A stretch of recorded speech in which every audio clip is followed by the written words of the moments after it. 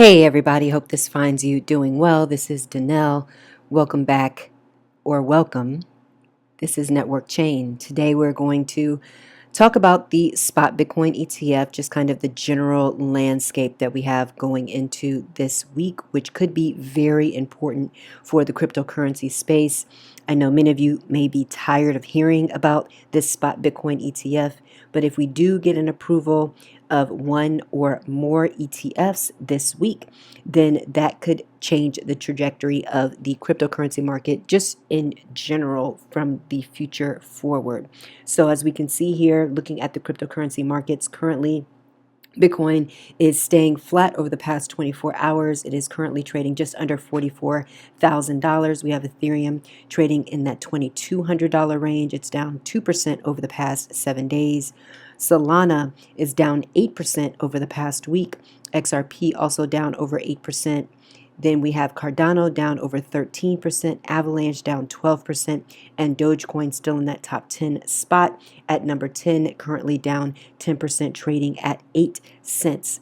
So we are finally starting to hear more about the potential of the approval of a spot Bitcoin ETF. It looks like it could happen this week. The SEC has a deadline of January 10th for the ARK Invest ETF application. They have to make a final decision. They've delayed it several times up to this point. They have to make the final decision by January 10th. So many believe that if they do approve ARK's ETF application, they will be approving other ETF applications as well. So there could be multiple ETFs that are approved this week. So if you see here, according to Reuters, that multiple asset managers have applied for permission to launch the spot ETF in 2013 on forward, and we have seen rejection after rejection after rejection.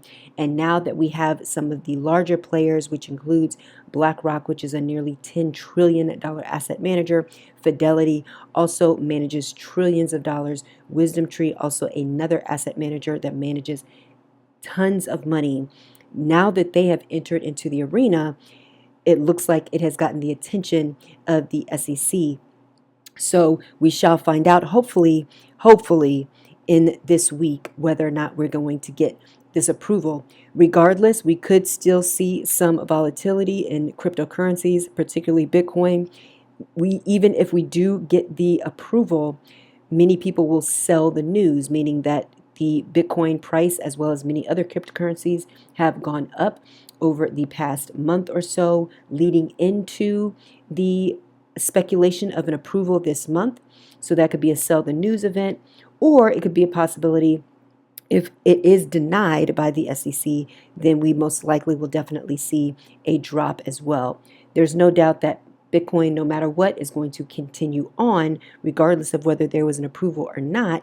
But many people are excited, and as we've mentioned in other videos as well, is the reason why people think that the Bitcoin price will continue to go up, not only because we have the halving coming up in April, but because there's going to be so much interest that come from institutional investors, because the institutions that end up having these ETFs, they have to buy Bitcoin. They have to have the underlying asset as a spot Bitcoin ETF that's traded on the stock exchange. So that means that they're going to be buying loads of Bitcoin. There's many people like me and many of you out there who are trying to hold on to whatever Bitcoin that we have, and we're not selling. So there's a lot of people who are holding on to that Bitcoin. So not only is there going to be some pressure because of the fact that the Bitcoin is not out there to buy, so that's going to cause the price to go up even more. So we definitely will keep you posted as we hear about what happens going on this week. Please make sure to check us out on X as well as Instagram to follow along day by day with what is actually happening. So if we look at some of the Bitcoin proxies, particularly the mining companies that have also done very well leading up to this news going into January, things have started to pull back over this past week. So once again, this could be a sell the news event where people are taking profits given the fact that Bitcoin and other cryptocurrencies, as well as these miners and Bitcoin proxies, have done well leading up to this January potential approval. So you can see here over the past week, Marathon Digital, Riots, CleanSpark, Hut 8, as well as MicroStrategy, which is the largest holder of Bitcoin in terms of publicly traded companies. They now have over 180,000 Bitcoin, and they have also seen a decline over this past week. And if you look at the past month, they have all done very well, except for Riot is about flat from where it was 30 days ago. But if you look at the past 6 months, all of them have done fairly well. But if you look at Riot Platforms, it's actually down a tad from 6 months ago. If we look at over the year, though, all of them have been up and have done very, very well, as we talked about in previous videos. As you can see, Marathon Digital did nearly a 5x, Riot did a 3x, CleanSpark did a nearly 4x on down. So we are definitely going to see what the reaction is going to be, whether there is an approval or denial. We'll know for sure no matter what by January 10th, because the SEC does have that deadline. So we will continue to keep you posted. As I mentioned, please feel free to check us out on X as well as Instagram, because we will make sure to keep you posted daily on those platforms. And just one random thought that I was thinking about earlier this week when I was looking at the holdings of some of the miners as well as some of the other companies that are holding Bitcoin. And we do believe that there will be many more companies, publicly traded companies, that will be added to this list if and when the SEC does approve the ETF, because now it's going to be looked upon as a little bit more of a legitimate asset class, because many people look at digital assets as still the wild, wild west. But if it does get approved by the SEC to have this ETF, the spot ETF approval, then there's going to be some more legitimacy surrounding the asset class. And if that's the case, then you will start to see more public companies buying Bitcoin, especially now that they're seeing a company like MicroStrategy, which has 189,000 Bitcoin, which has a current value of over $8.3 billion. They're now up nearly 50% on their investment. They spent almost $6 billion on their 189,000 Bitcoin, and they are now up. Many people were looking at them during the bear market and wasn't sure how well they could do, considering that they did take out debt in buying these Bitcoin, but now they are over their cost basis and nearing at some point what we believe for sure will be a doubling up on their cost. You see, Mara is another large holder of Bitcoin, but way off from MicroStrategy. They have over 13,000 Bitcoin. And we look at Tesla here, they have just under 10,000. Now, at some point, they actually had over 40,000 Bitcoin, but they did sell a large chunk of it, unfortunately for them, during the bear market in June of 2022. They sold it with the market price of around $20,000. So if they held on to that Bitcoin and just stayed steady and hodled, HODL, hold on for dear life, then that Bitcoin would now be worth over, I believe it's approximately $1.8 billion. So they would be up nearly 30% or so from that initial investment of $1.5 billion.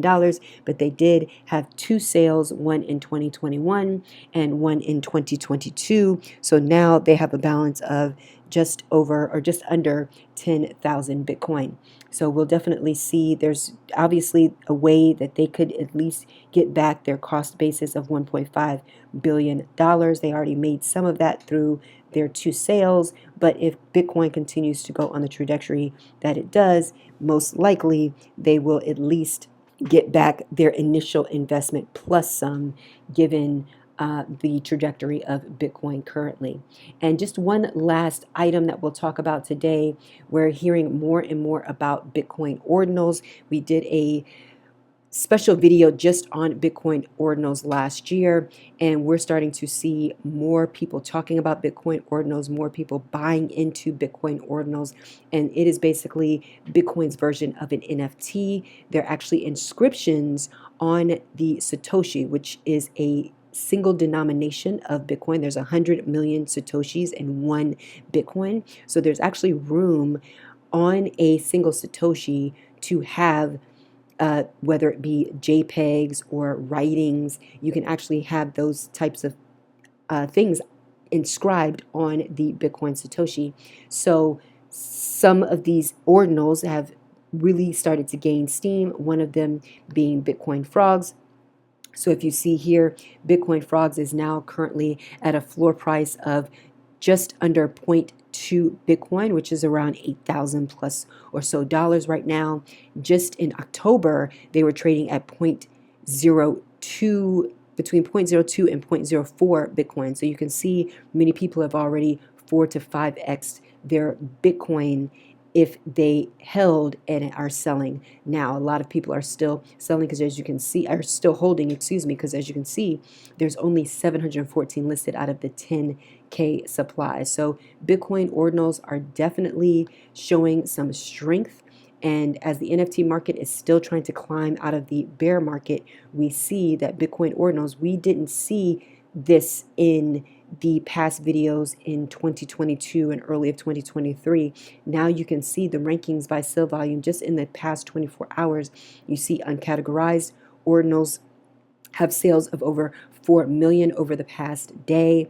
And then you can see that we have Solana NFTs that continue to do very well. There was a period in time where it actually leapfrogged Ethereum in NFT volume. I believe that's come back just a tad, but we're starting to see Bitcoin ordinals really come onto the scene, and people are really excited about getting into some of these ordinals and learning a little bit more about ordinals and how they can use the Bitcoin blockchain to save JPEGs, art, different pieces of writing.